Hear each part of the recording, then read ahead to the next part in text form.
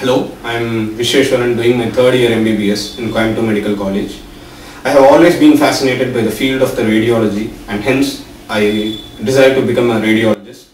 Here I am to give a brief account on the various aspects of the radiology that deals with psychology, in general psychophysiology and psychopathology. As it has always been a fascinating experience to hear and to know about the psychology, yet it still remains an unexplored field. And this radiology provides greater access to understanding of psychology. Here I am to give a brief review about one of the most important significant landmarks in the field of radiology, that is the usage of the magnetic resonance imaging, which is otherwise referred to as the nuclear magnetic resonance imaging.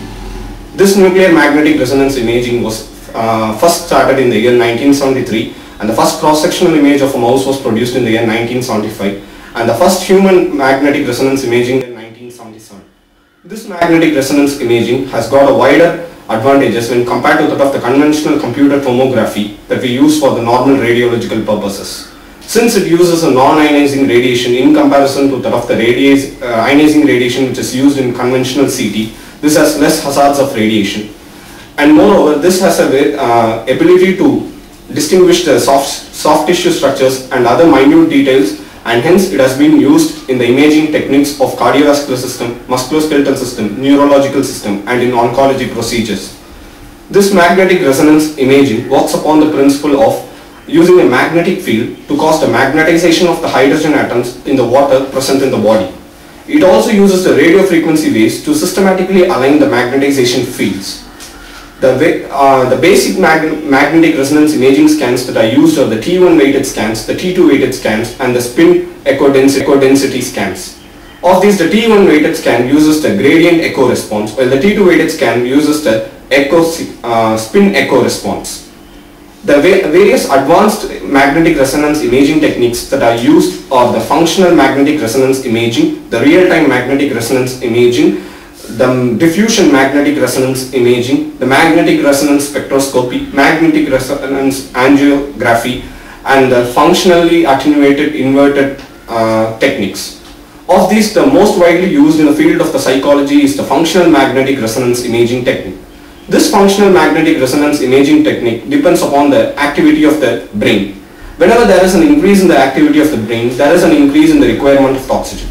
This increase in the requirement of the oxygen is carried out by increase in the vascularity of the structure.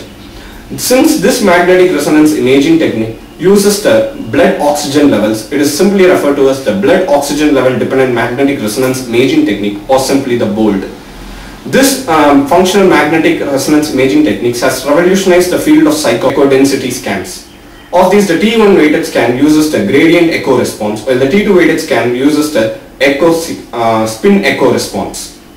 The various advanced magnetic resonance imaging techniques that are used are the functional magnetic resonance imaging, the real-time magnetic resonance imaging, the diffusion magnetic resonance imaging, the magnetic resonance spectroscopy, magnetic resonance angiography and the functionally attenuated inverted techniques. Of these, the most widely used in the field of the psychology is the functional magnetic resonance imaging technique. This functional magnetic resonance imaging technique depends upon the activity of the brain. Whenever there is an increase in the activity of the brain, there is an increase in the requirement of the oxygen.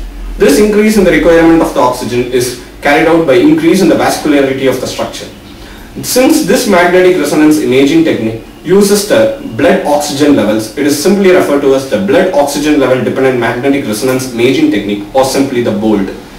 This functional magnetic resonance imaging techniques has revolutionized the field of psychology, and it has helped in identifying the various structures that are involved in response to the particular stimuli.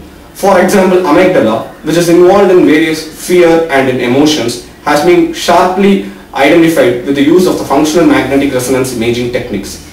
The other techniques such as the arterial spin labeling can also be carried out. This magnetic resonance imaging technique can also be used for various interventional techniques, which is referred to as the interventional magnetic resonance imaging. A journey of 1,000 miles begins with a small single step, and hence this magnetic resonance imaging begins as a simple step in identifying and exploring one of the unexplored fields of medical science, that is the psychology. Finally, I would like to conclude by expressing my gratitude to Dr. Senil for having given me such an opportunity to express my views. And indeed, this magnetic resonance imaging is going to revolutionize the field of psychology. Thank you.